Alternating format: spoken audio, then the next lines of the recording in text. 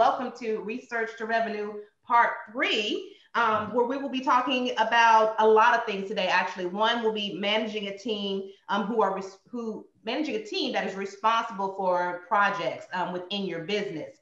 So it's project management with a different spin on it. But I want to introduce to you and to everyone LaRochelle Smith. LaRochelle is also a PhD candidate. She has her MBA. She's an educator, an entrepreneur, and also an MBTI certified practitioner since 2015. As a managing director of Table Salt Group and a trained researcher, she drives the mission of the boutique consulting firm, making organizations great at helping others to be their best. And I can personally testify to that because LaRochelle helps me to be the best business owner that I can be, because one of the biggest challenges we have as small business owners, and this was even proven in my research, it was one of the things, is that we wear too many hats, or we try to wear all of the hats. Usually, especially a lot of the times, it's because of the financial constraints, the time constraints, or just the lack of knowledge. So LaRochelle is going to help us overcome that challenge and show us how, as small business owners, we don't have to wear all of the hats. We don't have to do it all. And even with a small budget, even as a one-person startup, you can still have a team to manage projects and to get the important things done. I've been working with LaRochelle. We've been working together for over a year now. And I can definitely say, first of all, just as a friend and as a person, she has definitely challenged me. She's inspiring and encouraging, and I love working with her. And so we have agreed to do more of these Research to Revenue webinars for you guys. So we're going to be working together to continue to put out information and help you to grow your business. We're both passionate about helping small businesses grow. Recently, we've been working together with her concept of the Business Quad Squad, the BQS. And she's going to share more in detail about that through her presentation. But what I can say again is, as a business owner, we really need to learn to be able to kind of release the reins on some of the things and ask for help. And ask for help from people who have expertise in certain areas. And so I'm just going to let LaRochelle talk about it, and then I can share some more about how this has definitely helped to benefit my business, the BQS. It has just taken so much pressure off of me as a business owner. It has helped me to see things more clearly. And one of my goals this year was to treat my business as a customer. And so it's helping me to look at my business from a different set of eyes. There's so many things that I do for my customers, helping them to grow their business, that I haven't been able to do for myself. But having LaRochelle and the BQS team as a partner has definitely helped with that. So she's going to be sharing information, tools, insights with you that are definitely going to be helpful in helping you to turn your research into revenue. So LaRochelle, you can take it from here. I want to take a second to thank Dr. Lamel, my friend Tanisha, and business associate, strategic partner, who I've learned so much from her, and she has inspired me as much as she says I inspire her, which I think is wonderful. Thank you. That made me feel good. I'm really hoping to grow up and be like you one day.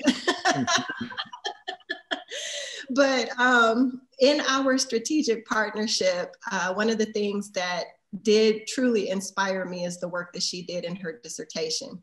And her dissertation is the springboard for what I understand is the Clever strategy, which I have aligned this BQS concept with. So I'll talk about that in more detail as the presentation goes on. But in that inspiration, what I found was that there was so much commonality in my practical experience working at the grassroots level in the communities, particularly with people of color who struggled the most when it comes to business and sustaining their business ideas. She did her work in terms of success stories of people who were able to take advantage of government contracts.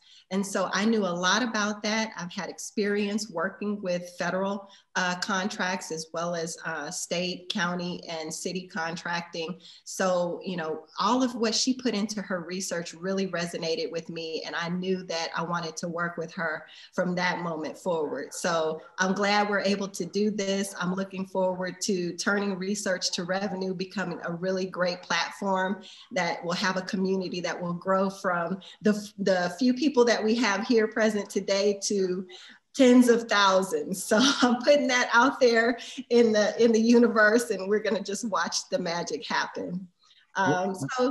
Is the video, is the recording going to be available to us? I'm taking notes. So if I can get, okay, great. So that's good. Yes, absolutely. I see the record little dot going, so I think we're good to go. So today's presentation, I've entitled it as Entrepreneurship and the Unwritten Rules of Business Success. In other words, the things that you might not learn from your classroom experience in a textbook.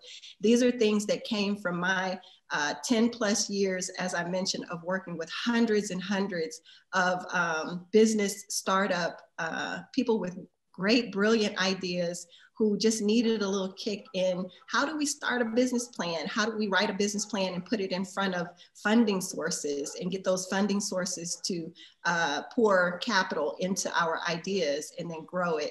And so these concepts I realized were things that were missing.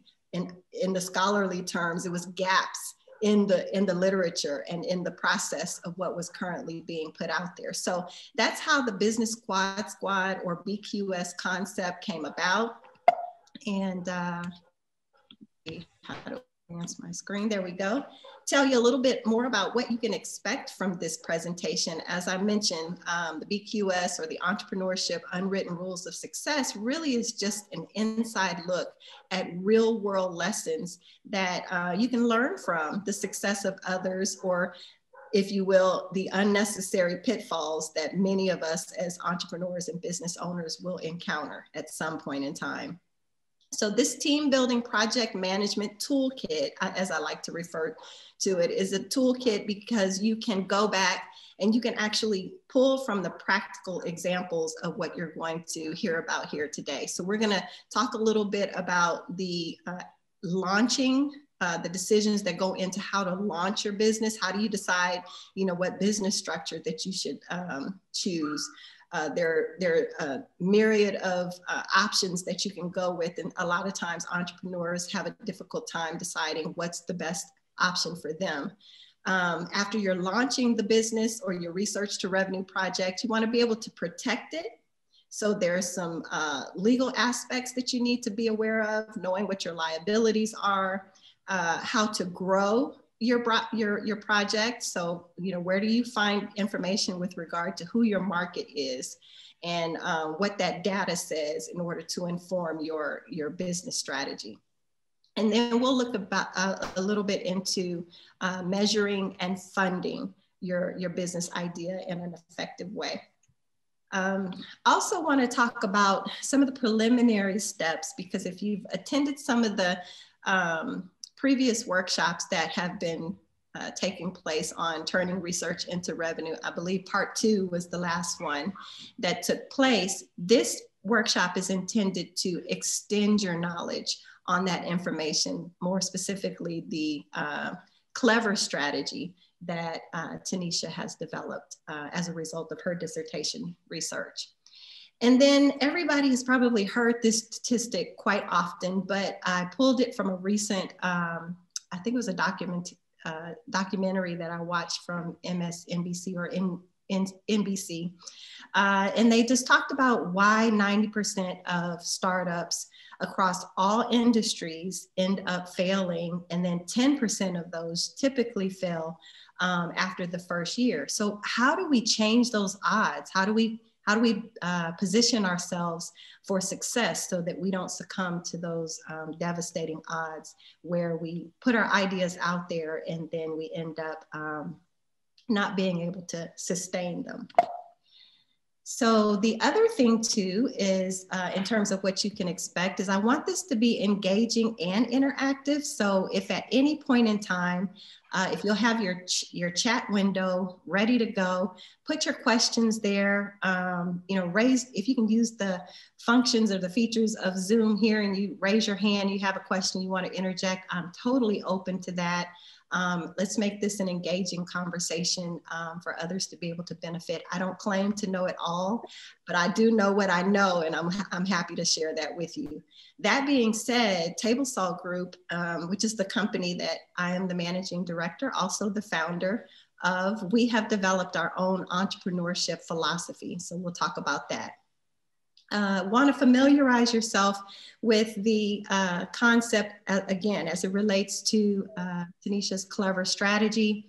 And then again, really dive deep into this idea of how to protect and grow, and then measure and fund your business idea.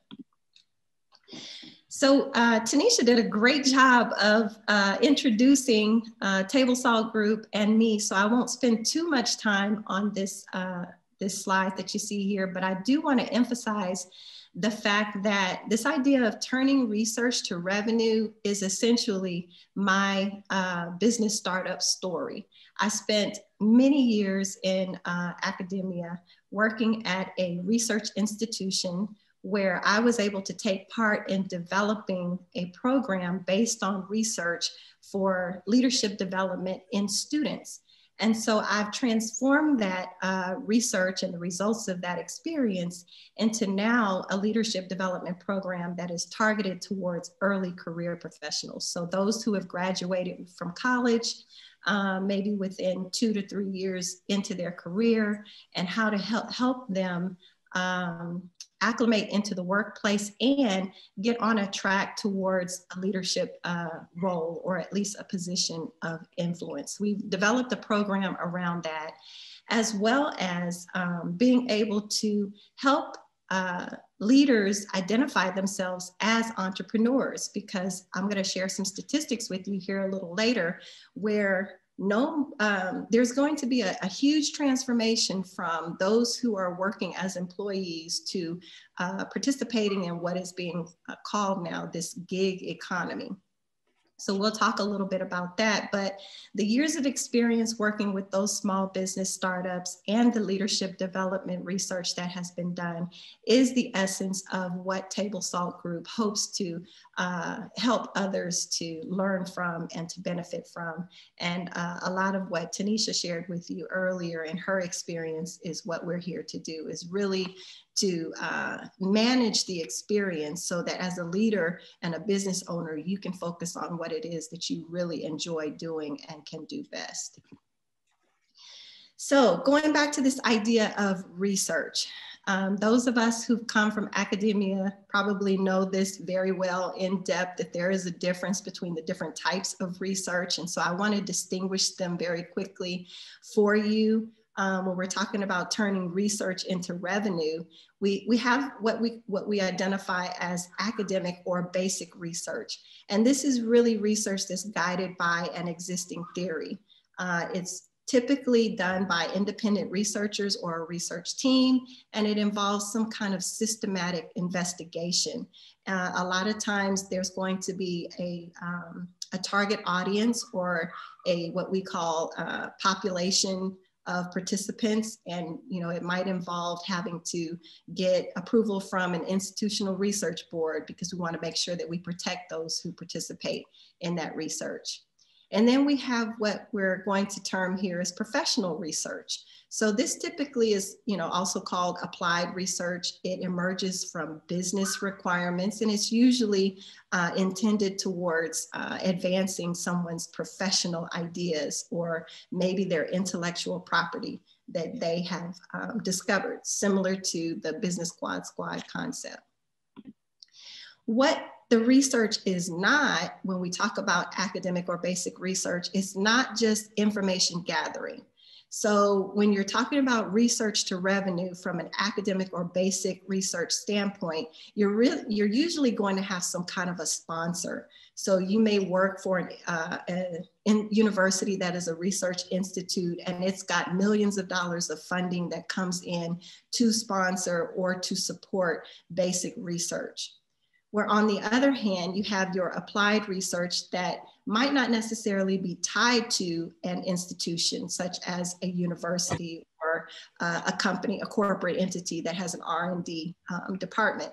This may be a single individual like like us on the call here today and myself. It's not necessarily grounded in theory. It's not necessarily formal or scientific or systematic in its protocols, but yet and still it's research because it's based on our own experiences.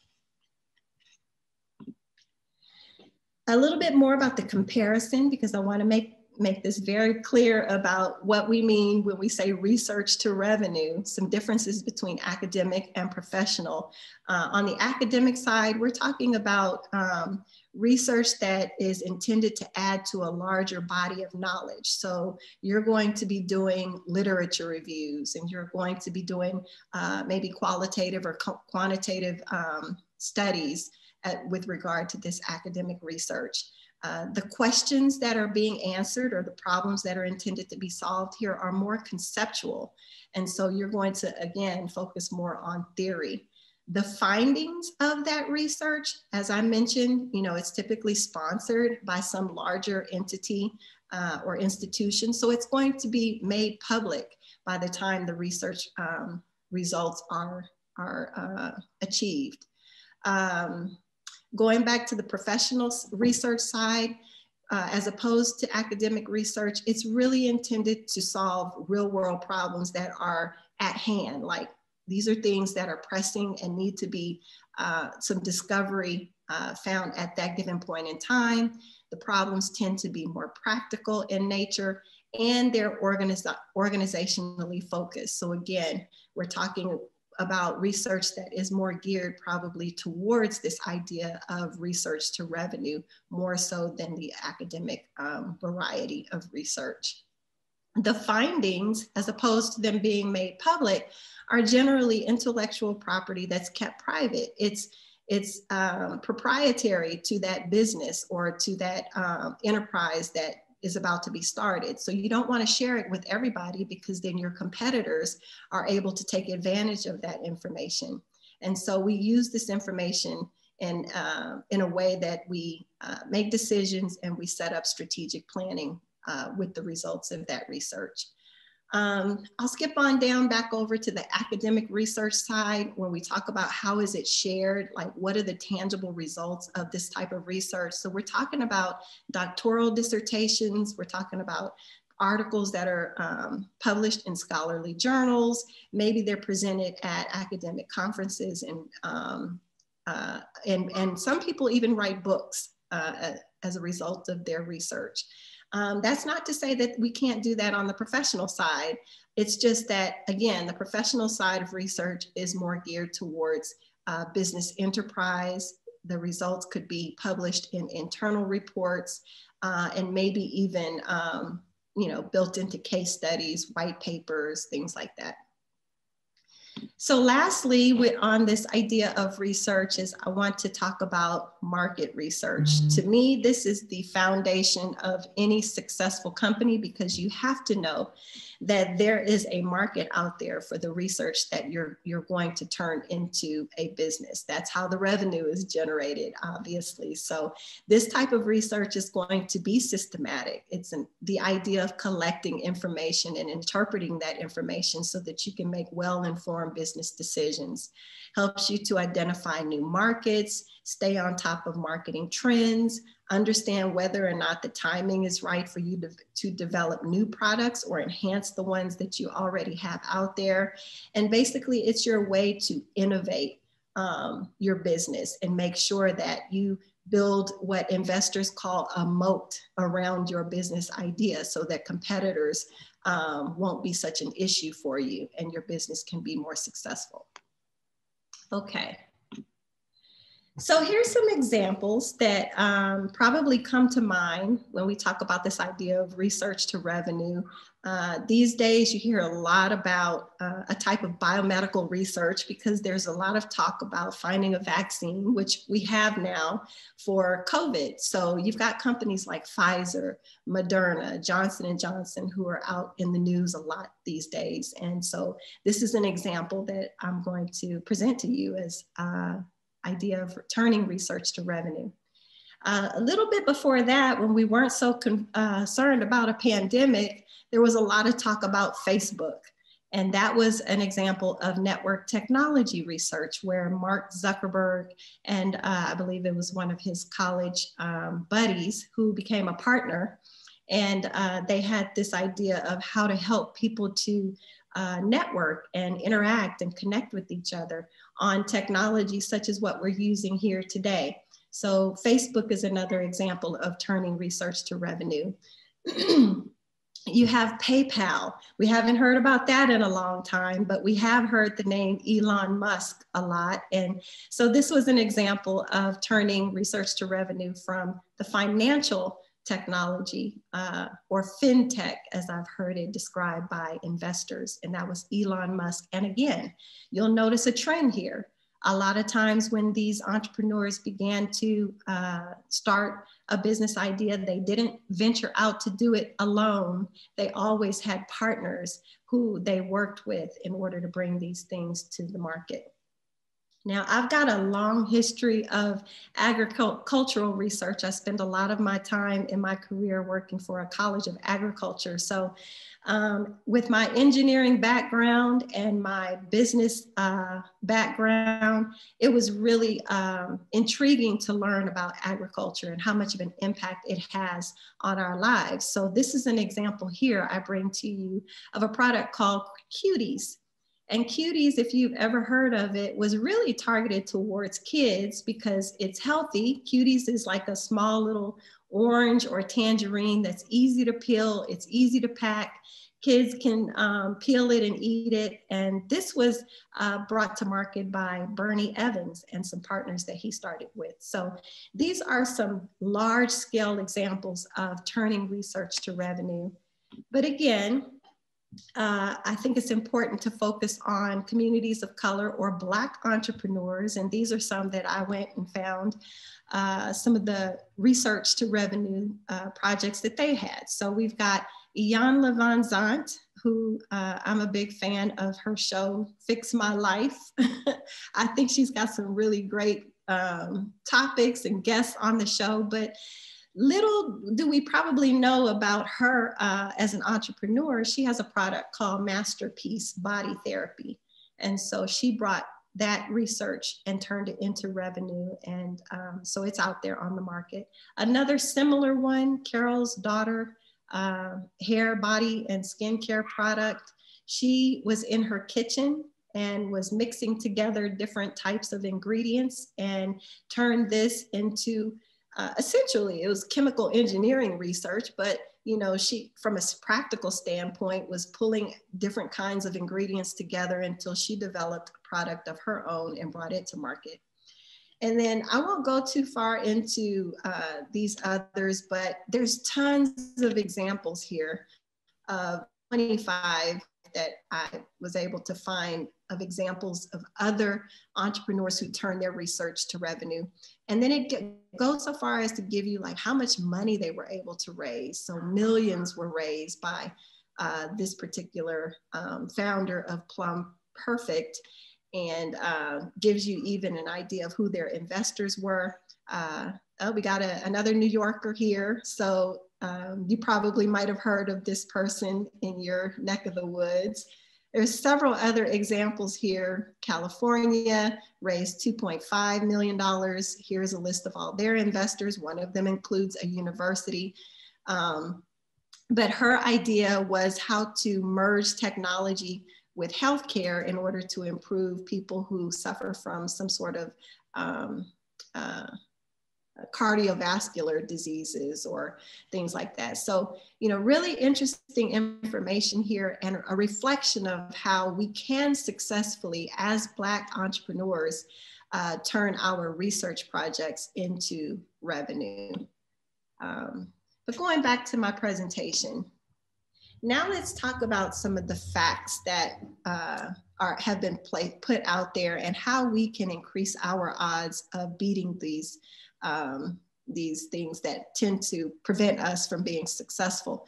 You know, again, 90% of startup businesses, especially in the Black community, end up failing across all industries, and 10% of those after the first year. We found that Black-owned businesses typically close at twice the rate of their white counterparts, and then getting approved for loans and receiving federal support can also be very challenging and difficult. And part of that was talked about and discussed in Tanisha's dissertation, because she was able to pull out some of the best practices from her participants in terms of how to win those government contracts and federal support. So let's be real. Why do these problems exist for Black entrepreneurs? Well, you know, we know racism is a real thing. It's that unconscious bias. There's a lot of talk right now on diversity, equity, and inclusion and how we can overcome these types of biases, but they exist and they truly are something that prevents Black-owned businesses from being able to overcome some of the systematic processes that exist out there. Another reason, and this is based on, again, the documentary from NBC that talked about there's a low rate of family business ownership, and there's a lack of knowledge and experience when it comes to how to start businesses in order to create a legacy and pass those businesses on to future generations. Lastly here, the lack of business planning. Again, from my experience, I used to have a crowd of people in my workshops because they wanted to learn how to, well, actually they wanted someone else to do their business plan for them, because it's almost like trying to do a dissertation. It takes a lot of information, a lot of research, a lot of data gathering in order to create a business plan. And so there's the lack of this business planning and strategic planning that takes place in order for businesses to have the fundamental pieces of their startup to be successful. Some more reasons that were pulled out of this documentary in terms of why Black entrepreneurs aren't as successful is this idea that there's a lack of employees. As Tanisha mentioned, a lot of times we're one man, one woman show, and we try to wear all the hats. We have to be able to wrap our minds around this idea of leadership development, because leadership involves having people that you can inspire and give the vision of what your business should be. And those are the employees who are going to buy in, and they're going to help to make your business successful. So we have a lack of employees, lack of capital, weaker ties with banks. How often do you know when you've gone into the bank just to visit with your banker and say, hey, this is what my business has going on right now, or here are my financials, and let's look at how we can address these cash flow issues. So relationships are super important, and we tend to lack those kinds of relationships. Another reason that it talked about is choosing to open businesses in vulnerable industries. So a lot of our businesses are not focused so much on, you know, technology, which is really booming right now in terms of investors and in terms of successful businesses, but we're looking at maybe starting businesses as restaurants. And being from Houston, one of the largest restaurant capitals of the world, I have seen many, many Black-owned businesses and restaurants come and go. And that's a really hard industry to start a business in. So you've got food service, you've got hospitality, you've got entertainment. And again, sometimes these can be some of the most vulnerable industries to start a business in. And then of course, our Black-owned businesses are not always supported by mainstream consumers. And so that too can be an issue. And one of the reasons why you want to make sure that you do a really strong marketing research project for your business startup. So I mentioned earlier that there is a growing trend. This says here, with the growth of Airbnb, Uber, and Lyft, the future of the gig economy at large. In 2017, we're going to have, or it says here that there's 102 million traditional employees, but by the time 2027 comes along, then that shift is going to happen, and you're going to have way more people who are participating in this gig economy than you will who are traditional employees. So if a lot of those people who are going to be participating in this gig economy are not knowledgeable about how to address these fundamental issues, then even they will struggle and not be able to transform as quickly as these trends occur. Can you go back to that? I wasn't clear on your chart. I see the left. What are the pillars? Are those years, or because I see traditional employees and I see gig economy, but I'm not sure what the pillars are. Right. So on the left-hand side, when we're talking about traditional employees, we've got 102.7 million traditional employees versus 83.4 that are participating in the gig economy. Got it. Okay. Yeah. So then in 2027, 10 years later, you can see where that basically flips on its head there, and you've got less traditional employees and more giggers. Got it. Yeah, if the years at the bottom, that would have helped clarify. I wasn't sure what you're doing. I got you. True point. Okay, so who is responsible for this idea of transforming business owners into that 10% range of successful, sustainable businesses? We talked about the government and the government putting earmarks out there. There's a lot of opportunities if you are certified as a woman-owned, a veteran-owned, a minority-owned, and so on and so forth. There's opportunities for you to be able to leverage that with the government and receive funding for their contract opportunities. When it comes to corporations, they too are responsible. You know, they have funding that's budgeted for community outreach and going into the community and helping to develop the economy. Of course, you've got nonprofit organizations who are responsible, you know, community and faith-based organizations, a lot of them get involved as well. But I think the most important person responsible for your success as an entrepreneur is you. It's being able to do some self-reflection and understand who you are in terms of your ability to lead others and to manage projects and to build capacity around your idea. So the first place I would suggest we start is maybe looking at opportunities for some leadership development, participating, as Tanisha has mentioned earlier, looking for assessments. These are tools and instruments that can help you to look at yourself from a different lens, look in the mirror and really identify where your strengths are, where your weaknesses are, because this is going to play a very instrumental role in you building a team around yourself and your business idea. So the CLEVER strategy, which was talked about in part 2, focuses on successful entrepreneurs with government contracts and grants. We're going to shift now on this idea of the Business Quad Squad, which focuses on fundamentals for business models that involve business to consumer as well as business to business opportunities, and how we can also look at diversifying or being able to take this information and diversify the types of industries that we start our businesses in. I'm a huge proponent these days of having multiple streams of income.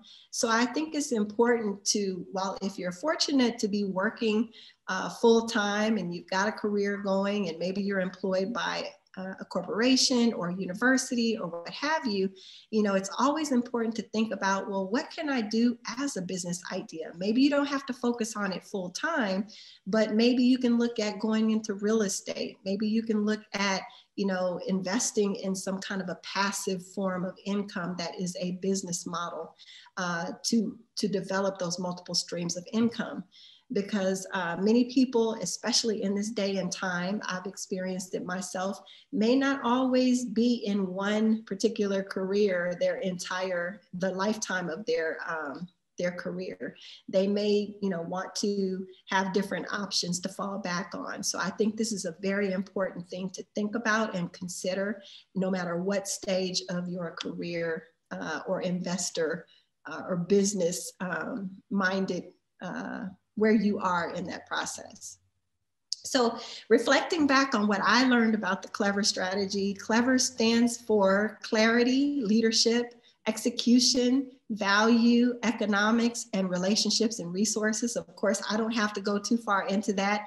Tanisha has done a really, really great idea, but I've highlighted here where the BQS concept aligns with the CLEVER strategy. So when she talked about unique value proposition, that's your marketing aspect. When she talked about funding and the documentation to support the economics of your business, that's where we're talking about the legal advisors, the accountants, your banking relationships. And when she talked about managing customer relations and expectations, again, this is where you're talking about having a legal advisor to help you look at contracts. When you talk about building these relationships, you've got to make sure that everybody is on the same page and that you're managing expectations. And again, this is how the BQS concept aligns with that strategy. So we talked about the philosophy of Table Salt Group when it comes to entrepreneurship. So it's based on these 4 things, and we're going to refer to them as a case. So for each case that we're going to look at in this concept, there's always the element of collaboration. We're looking at applying data, the application of data that we've researched. We're talking about developing a strategy, and then also applying that strategy, then coming back and looking at how to evaluate the results so that we can pivot whenever is necessary. Because from one day, 1 year, 1 decade to the next, things do change, and we've got to be ready to address and be ahead of the changes and the trends. So breaking down this framework, this concept of Business Quad Squad, we talked about how to launch a business. So there's a couple of things you want to consider right off the bat. If you're working at an institution and you're launching a research project and you're looking for sponsorship and funding, there's always going to be this idea of the COI or conflict of interest. How are we making sure that our research idea, our business idea is free from conflict of interest? Because what you don't want in your research is for some influence to come in and taint the results or to disturb the integrity of the research that you're performing. So we've got to look at how do we avoid conflicts of interest? We've got to look at the liabilities, like what is the potential that we may be facing some sort of a lawsuit or damages or things that could I mean, this is the side of the business that we don't always consider because we're so wrapped up and caught up in the idea of launching something that's new and exciting and innovative, but we've got to look at conflict of interest as well as liabilities. And then of course, Uncle Sam is always going to want his cut. So once we have an understanding of what our business model is going to be, how do we decide based on the tax implications of what kind of a business entity do we start? Do we start out as a sole proprietor or a partnership where you have a little bit less liability? You're not generating the revenue that you would if you've got a true sense of the proof of concept. So you may consider those 2 options. And then you might consider whether or not you want to be an LLC or an S Corp or a C Corp. And here's where you're looking more at how to protect your revenue from those tax implications that could exist. And that's when you know you've got proof of concept, you've got a strong business marketing plan and business plan. And so it isn't necessary all the time to start your business at that level. And when I've worked with entrepreneurs in the past, the first thing I've heard them say is, oh, I need to go get my LLC, or, oh, I need to register with the state and, you know, get my documentation in order. And there are some things that come along with that level of responsibility that we're not always aware of. And so there's some reporting requirements. There's some creation of documents when it comes to making sure that you're holding your corporate meetings and you're doing all of these things that are required. And what has tended to cause businesses to fail is when they don't have those things in place. Next thing you know, they're racking up all kinds of expenses, and those expenses tend to overcome whatever kind of revenue that they might have coming in.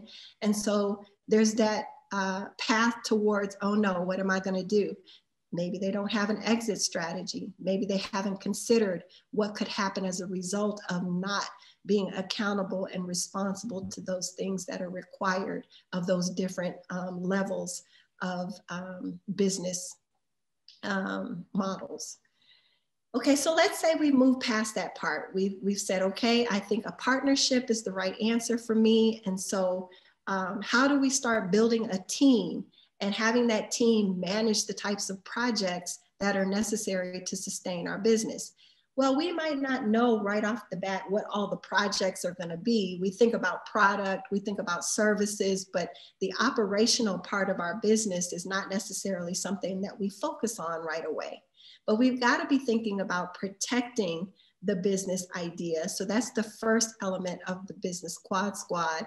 So that first advisor that you should be seeking from the personal as well as the professional standpoint is that legal advisor. That legal advisor is certainly going to be able to help you to address liabilities, conflicts of interest, you know, the kind of business entity that you establish in terms of LLC or partnership or what have you. So there's that aspect. And then having insurance, because let's say that while you're in business, you encounter a lawsuit or some sort of a legal ramification, and let's say you lose and you're liable to the person that the damages were caused. Well, if you don't have insurance in order to cover those damages, that too can be a huge impact on your business. So you got to be thinking about the legal as well as insurance aspect of your business. That is essential from the very start. Secondly, you've got to be thinking about how to grow the business. You know, where is your market? How do you go and identify that market? Where do you start in terms of research? Who is it that's going to be able to give you the opportunities for revenue that you're looking for in your projections? So here, because I sensed that this audience were primarily going to be scholars who have performed or published some sort of research in their dissertations or maybe through some other means. Some of the growing aspects or target market that they might consider would be higher education, non-governmental organizations, maybe other government agencies. And then there's the tech transfer and commercialization offices at some of these universities and institutions that I've worked for in the past. I've had some experience working with the tech transfer and commercialization offices. And so that too is another unique aspect for this particular audience in terms of growing your business. When it comes to measuring your business, that's where you're going to think about an accountant. I put here a CFO or certified financial officer who can really, really help you understand your balance sheets, your P&L statements, your cash flow projections and things like that. Because if you're not measuring on a month-to-month or at least a consistent manner of where your financials fall, then you're kind of you're reaching in the dark to make decisions about whether or not you should hire an employee, whether or not you should take on a new vendor, whether or not you should seek out new customers. This information is the quantitative aspect that's really going to help to inform you about your business decisions. Now, when it comes to funding and investors and bankers, I can tell you there's a difference when you walk in the door and you have your packet all together that shows you've got these at least 3 elements in place between that person that has that team put together and the person who's still trying to operate as an individual. The bankers and investors really, really look at who is managing and operating your team or your business operations. That is a fundamental aspect of what bankers and investors look for, in addition to your financial statements and your legal protection and all of those other things that we mentioned here. So as I begin to wrap up, I'm just going to touch briefly on some of the top 10 issues that I have been able to identify from either some source or from the experience that I had over the years of working with entrepreneurs. But when it comes to protecting business ideas, some of the top 10 issues that we've looked at are being able to collect on debt. Sometimes our customers, especially in hard economies, aren't able to fully fulfill their obligations to you. So you might run into issues where you have debt collection that needs to be done. Reviewing contracts, every business transaction typically requires some kind of contractual terms of agreement. Even when you sign up, for example, a new software or a new program or a new social media, there's always going to be that click that we take for granted because we just assume, oh, I'll never have to go back and read the fine print. I'll just, click it and accept it. And then that way I can go on about my business. But then when you run into issues, you find that, oh my gosh, I probably should have had somebody review that information or that contract agreement. Document reviews, again, kind of the same thing. Not everything has to be a contract, but there's a lot of documentation that's involved in running a business. So that can tend to be an issue. There are contractor, supplier, I've got a typo there, vendor disputes that happen. So, that's another way that we need to be thinking about protecting our businesses. Security breaches. Today, we're working in a primarily virtual environment. So there's a lot of opportunity there for people to breach your security systems. And if you don't have the type of protection that maybe you've installed on your computers or that you've considered from that point of view, that too can be devastating to your business. Product liability. We might not always think about how our businesses can harm other people. But say you're in the food industry and you have a restaurant and maybe there was something in your food that was contaminated and made somebody sick. That's something that we always have to be considerate of. And it was brought about here as one of the top 10 issues. Employee and HR matters. Employees come and work for you and you have them on your payroll, and then there is an issue that comes about and you wonder, well, oh my gosh, how am I going to terminate this employee? We kind of take those things for granted, but we've got to be thinking about them at the forefront. Consumer lawsuits, we talked about that a little bit, but I want to point to this one specifically because a lot of times when we're starting a business, we don't always think about how do we end the business, especially when we see it begin to decline or we see that we probably need to close the business. How do we close the business properly? From my experience, what I've seen is that business owners just kind of close their eyes and hope that it goes away. And that's not always the best way to go about doing it because, as I mentioned before, there's always tax implications. There's so many things that get started in the beginning that have to be brought to closure. So you've got to have an exit strategy there. Growing ideas, talking about the issues once again. So just a list quickly, we're probably very familiar with all of these, but again, this is about awareness, proof of concept. A lot of times our business ideas have not always been put to the test. We've got to know that there is a demand and a market for what it is that we're trying to do and that business is viable, that idea is viable, it's realistic. It's something that can actually be put into action. Market value. So I was sharing with Tanisha the other day, it's important for me and Table Salt Group to know who are my competitors and how much of the market is available to me, and how much of the market are my competitors already, do they already have? So it's important to know your market value, the market share, where to go get this information. Where do you collect the data as it relates to growing your business? How do you read the analytics? You might have the data, but interpreting it can be a whole nother aspect when it comes to doing research. Making sure that your product is placed in front of the right audience in the right locations. Is it an online business? Is it a brick and mortar business? That's important for us to be able to determine. Pricing is important. How do customers perceive our product and our services? What am I thinking of here? We're talking about managing reputation. That's what I'm getting at. How do we know that our customer actually has a positive perception of what it is that our business is trying to accomplish, and how do we manage that relationship and that reputation of our businesses? And then the last part here is measure and funding your ideas when it comes to the top 10 issues based on what startup businesses have shared with me, is how to determine operational costs, like being able to have a firm grasp on everything that it takes to run that business and putting a cost value to it. Balancing budgets is important.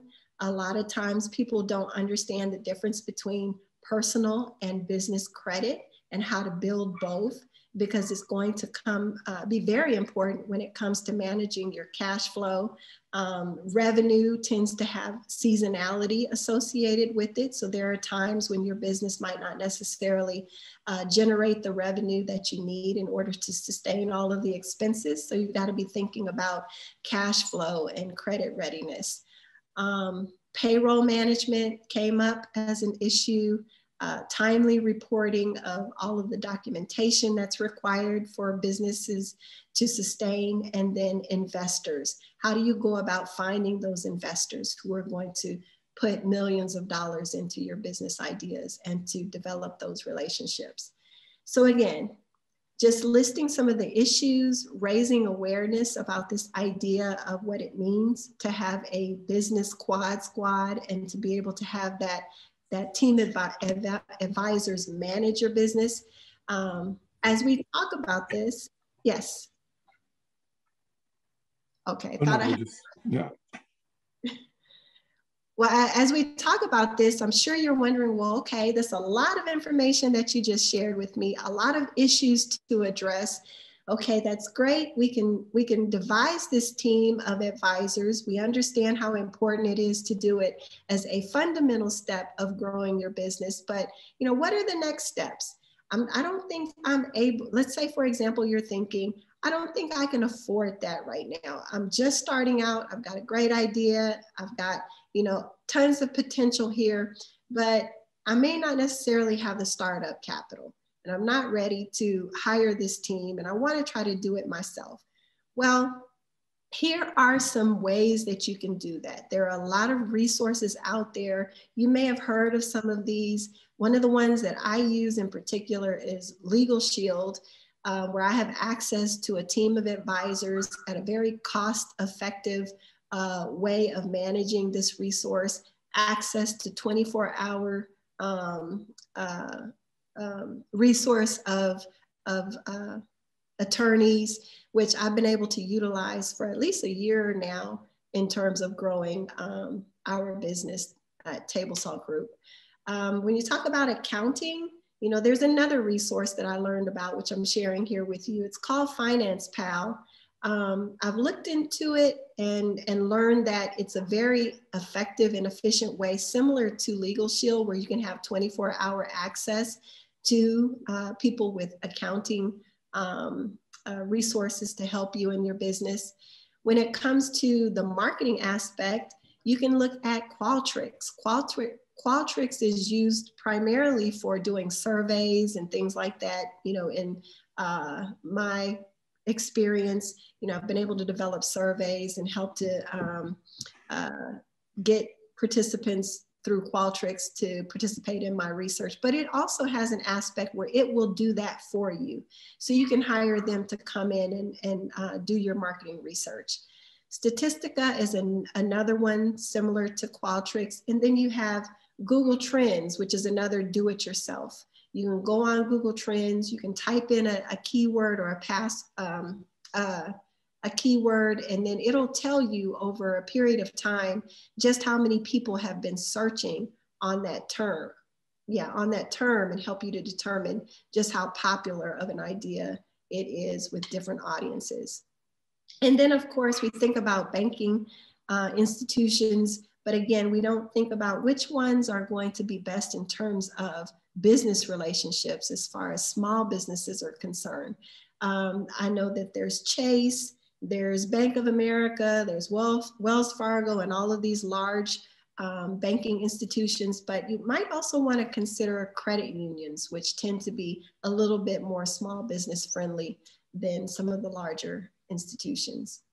So that's the do-it-yourself option. And if you want to learn more about those, I've got this really large QR code here on the screen, which if you were to take your mobile device and go to the camera app, you can hover it over this QR code and it'll take you to a web page on our website that will tell you a little bit more detail about each one of these do-it-yourself options.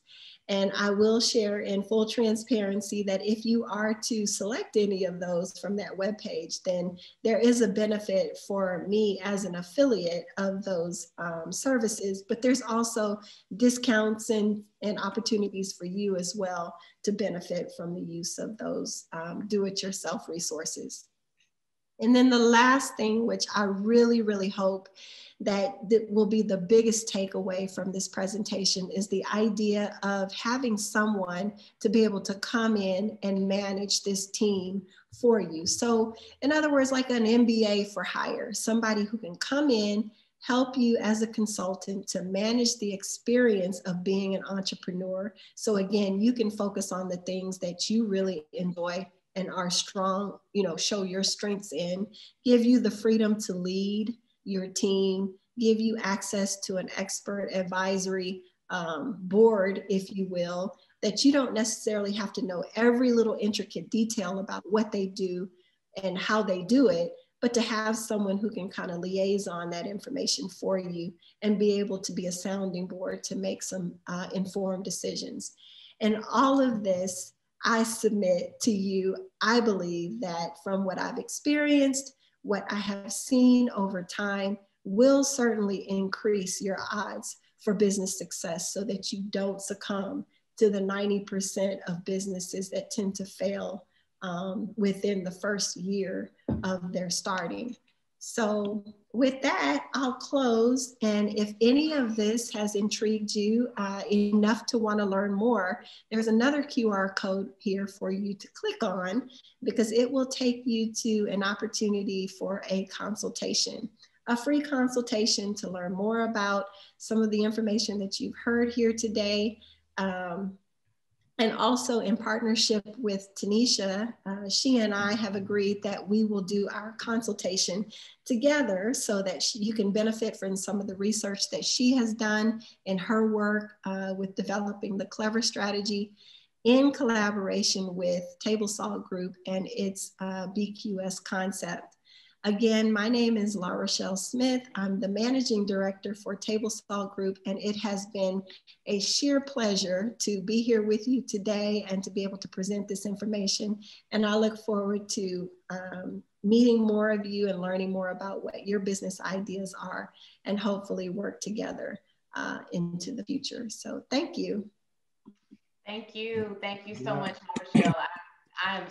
That was great. That was awesome. And I just, we're at our time and I don't want to go over, but I do want to say to, first of all, I want to say thank you to Brittany Brittany's my admin coordinator, and she is just a blessing. So I thank her so much because she helps me get all of this other stuff done that otherwise I wouldn't be able to do.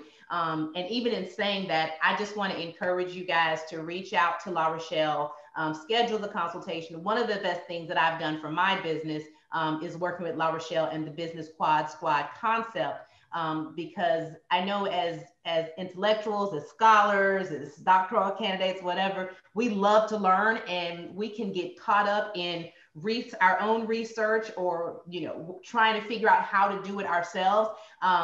But to be honest, that's not profitable. And you know, you're spending a lot of time and you need to do it. But if you can have someone else take some of that off of you and you focus on doing the things that you actually love to do, that's the whole point behind turning research into revenue. We paid for these degrees. We slaved over these degrees with time, energy, blood, sweat, and tears, years that we poured into it.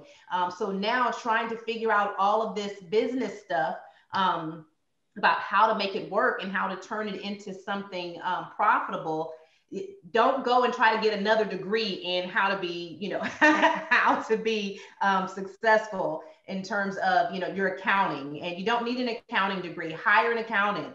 Law, you don't need a law degree, but you do need the legal knowledge, and having something like Legal Shield, or having someone to do your marketing for you. Again, don't fall into the trap of trying to do it all yourself, trying to learn it and know it all for yourself. It's great to have all that information, but you are an expert in your area of research.